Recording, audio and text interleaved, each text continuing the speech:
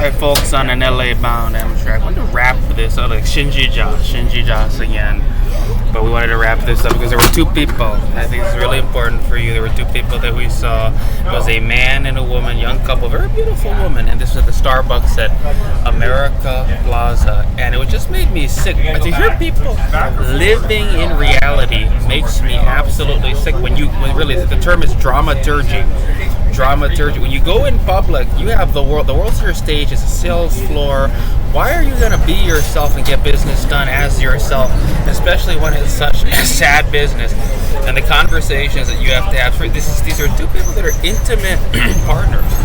And he is just coming right out and saying, my landlord raised the rent on me. When I heard him say, the landlord raised the rent on me, I'm like, dude, why don't you start acting like Donald Trump right now? Why don't you start acting like Jeffrey Bezos? I mean, you guys are the very kids, I guarantee you. Look at the demographic data that like Amazon, that probably have Amazon products if not shipped right to your apartment, that the landlord raised your rent on into these boxes that are in malls. Why don't you act like the owner of Amazon when you're in public? You're not encouraging people to come up to you that are going to be doing deals with you, that are going to give you money. You're not inspiring confidence. You see what I'm saying? So you're stuck in your own little world of trying to make it work.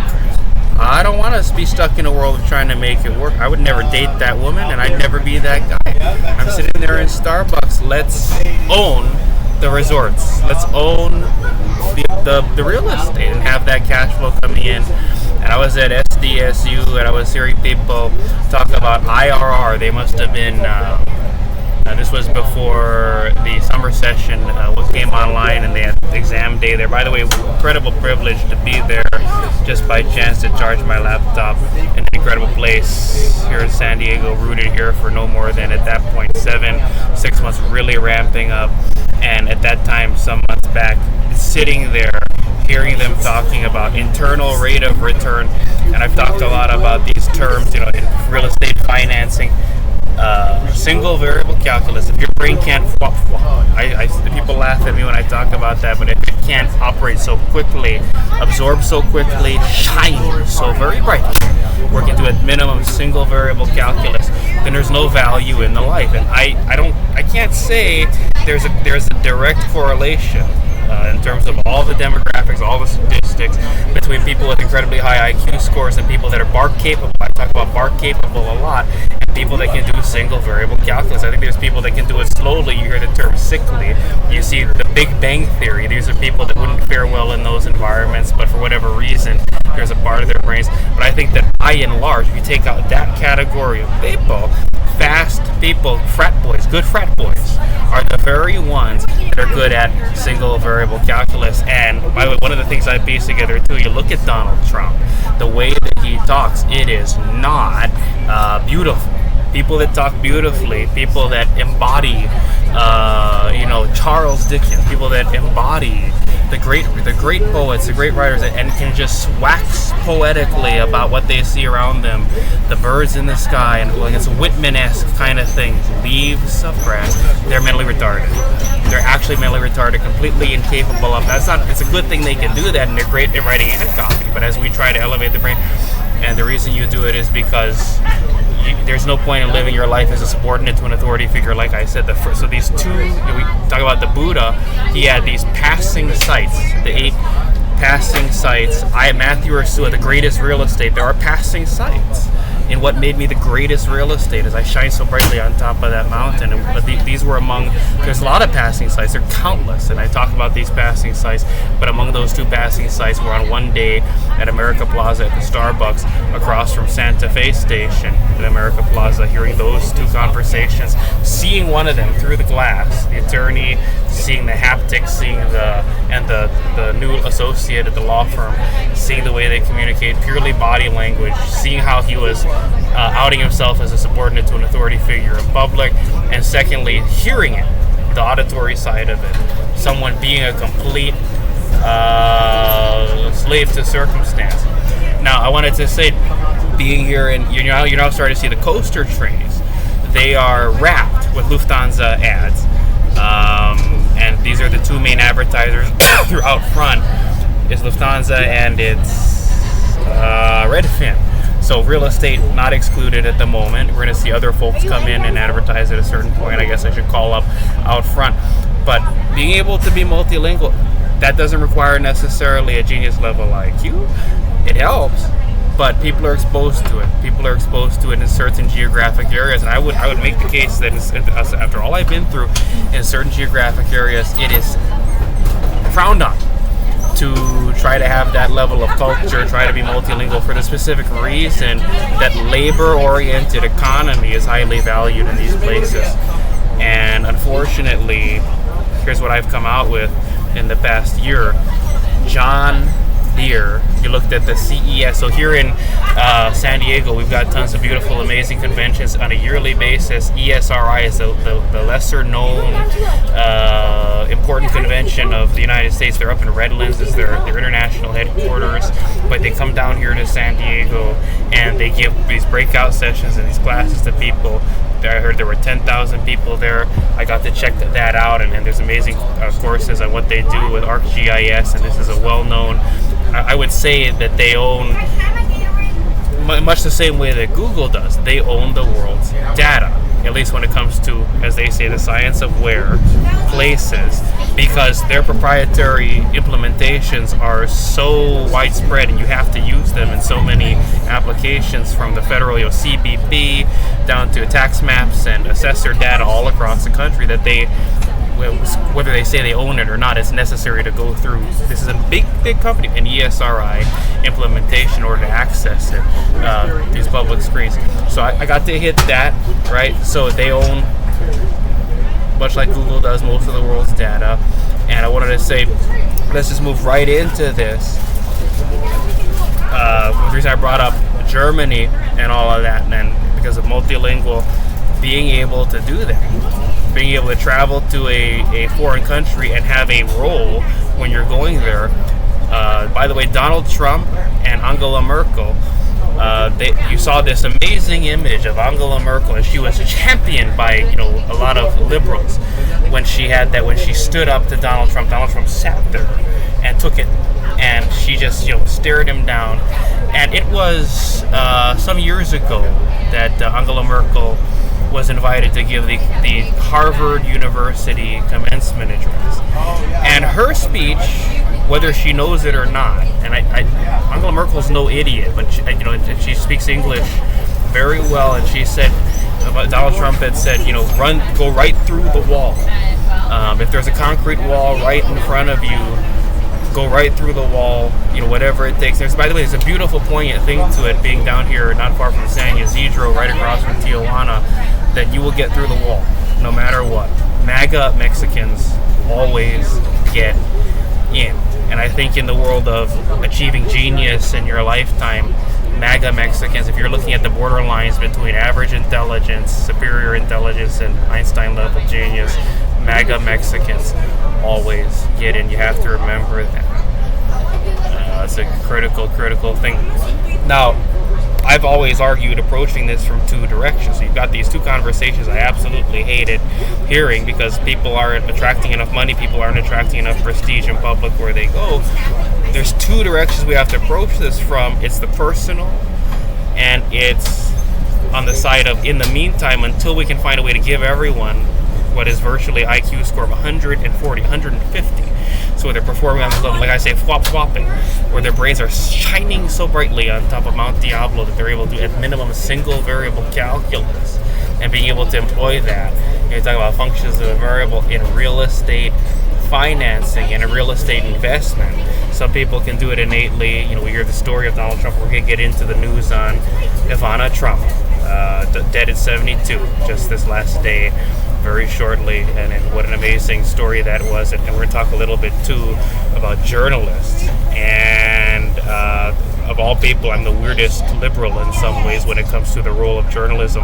Journalists have to be the most liberal people. I say I'm full Republican, ultra conservative, but you do your job, I do mine. Reporters have to be ultra liberal. Now, that's been an incredible change in the past decade, the past 20 years. For a very long time, I think when you saw Dan Rather come in after Walter Cronkite. That just his style was so humanistic. Human interest began to pick up, and at the local stations, these making a difference stories. You had NBC, Brian Williams. So we can talk about him being such a liar, but does post Tom Brokaw, this making a difference phenomenon of making people cry on the news. And we had people in Hawaii, Jim Mendoza. We all know Jim Mendoza, right? He was the Dan Rather of what was then KGMB, and he was poised. If Keahi Tucker had not hit, the local airwaves over in Honolulu hired by KGMB, he was going to be the anchor of KGMB's news. And then you had a big shakeup there, and this is a big issue. This is you think I'm just making up BS and talking BS out of my mouth? No, this is relevant because you look at Jim Mendoza, look at a picture of him, look at Keahi Tucker. Okay. Compare their storytelling styles. What happened over the past 15 years was a movement away from making people cry, from that particular style being human interest. And there's a problem with it, and I think if you employ cognitive psychology in doing content analysis of newscasts, in social trends, I say forgery reasons. These are all psyops. Everything we see in the news, simply by way of the fact, and it gets deeper since everything's a psyop, but simply by way of the fact that editorial decisions are made about what to cover and what's newsworthy, and that it varies from era to era, however long those eras are. Right? You know where I'm going with that. That this also another aspect of it is how many people are tied to news and what outlets they're tied to. Things have changed a lot in the past 4 to 5 years in a lot of ways, but people don't watch CBS Evening News anymore like they used to. So, by the way, one major, and what came first, the chicken or the egg, and was there, let's say, CIA level influence on the reason why these characters were put there in order to devalue certain movements, in order to raise the prominence of certain movements and get society going a certain way, to help the owners of the construction companies, to get people to stop trying their whole lives to be multilingual and geniuses and instead just be slaves and work for companies and find value in their lives. That's why we talk about Courtney Teague, Plato, and the Republic.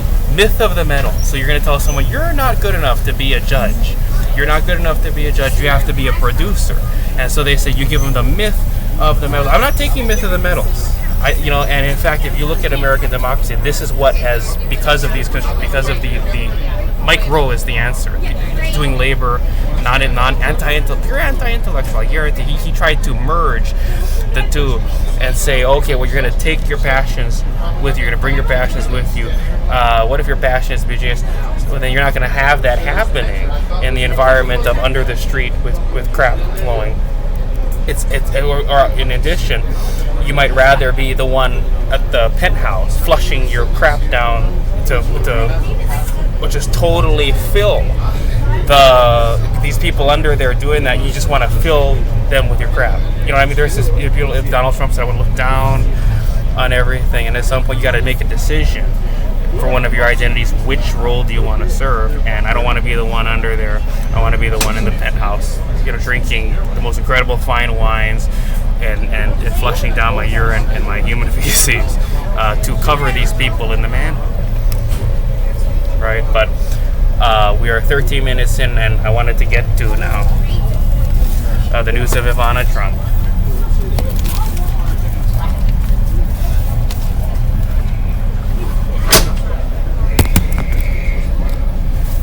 Here, and I wanted to show you this. What a picture it is to see. And we look at the author. This is in San Diego Union Tribune yesterday.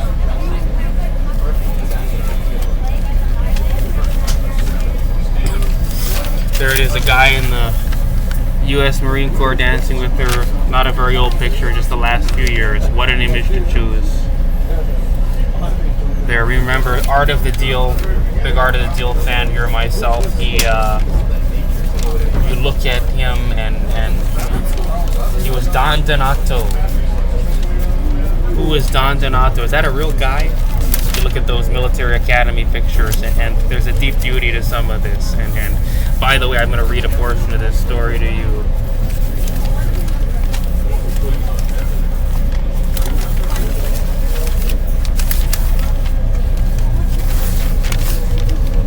Socialite, so Ivana Trump, 1949 to 2022, socialite, first wife of former president. This is by Matt Schudel and Mark Fisher in New York. It's very interesting.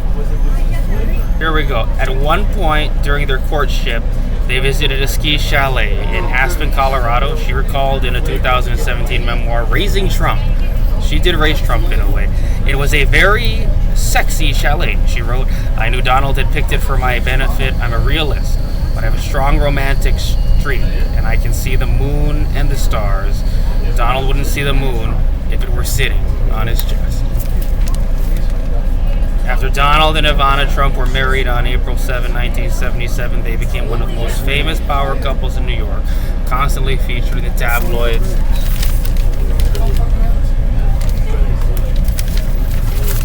And like a long story short, I'm just going to paraphrase this here, what this is about.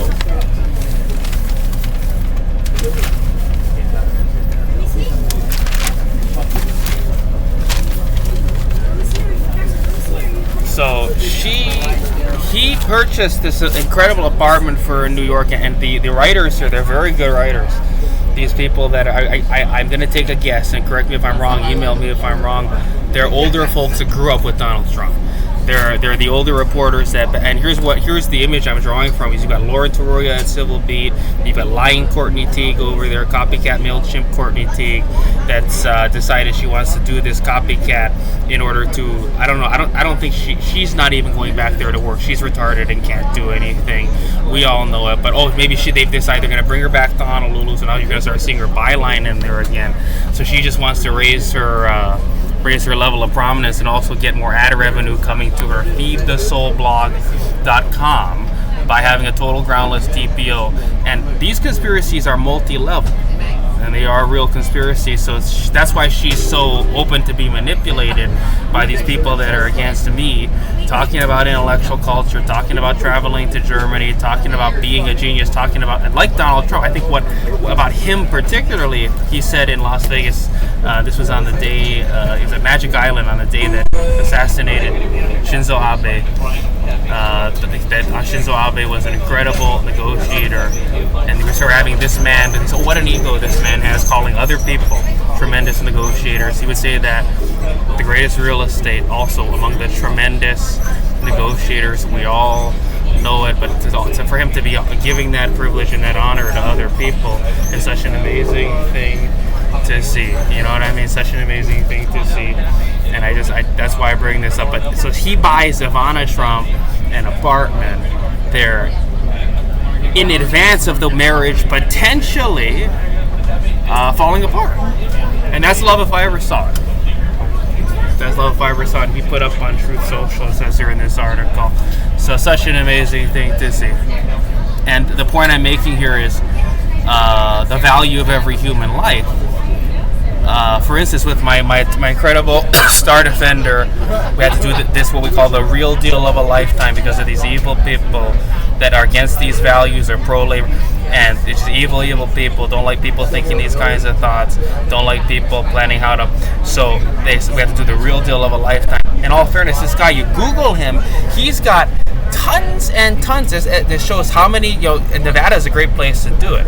You come to Nevada and you donate to political campaigns and you donate to charitable causes, and it's all right there. Secretary of State Barbara Sagavsky, we all know Barbara Sagavsky. She signs off on the LLC. She signs off on, and when it comes to and there's other people now running for secretary. Who's going to be the new Barbara Sagavsky is what I say. Oh, it's a Republican, it's a Democrat, it's a nonpartisan. Who's running for Secretary of State when you go to Nevada? So that's such an important name up there in Carson City. She signs off on all of that. On the elections, all the counties, it's the way they do it in these across the border, very rural Nevada and other, I call them code states like that. all the counties are going to certify the election results. It's going to be sent to Barbara Sagafsky, and on that night she's up late. And finally, when it's presidential and when it's federal and it's House of Representatives, she's there at 1 o'clock in the morning and with tired eyes, and she says she's got to do it for the country, all for Nevada, all for our country, as we say, Battleborn, all for our country. Just put her signature on that for all of us to know this is the Secretary of State declares it's the winner of the election. But Sagavsky, she's gonna. So you put it in there. It's got all these. Oh my God! What a hero! This man puts his money where his mouth is. Well, more people need to be able to put their money where their mouth is, including being able to do something like this for their own Ivana. That's where I'm going with this, because those two conversations, the passing sites, and this is what we come up with today. So, folks, that ties it all together. Thanks for watching this incredible multi-part series as we head past the Del Mar Fairgrounds into LA. Amazing day in San Diego. These commutes we have to take, and I'll see you soon.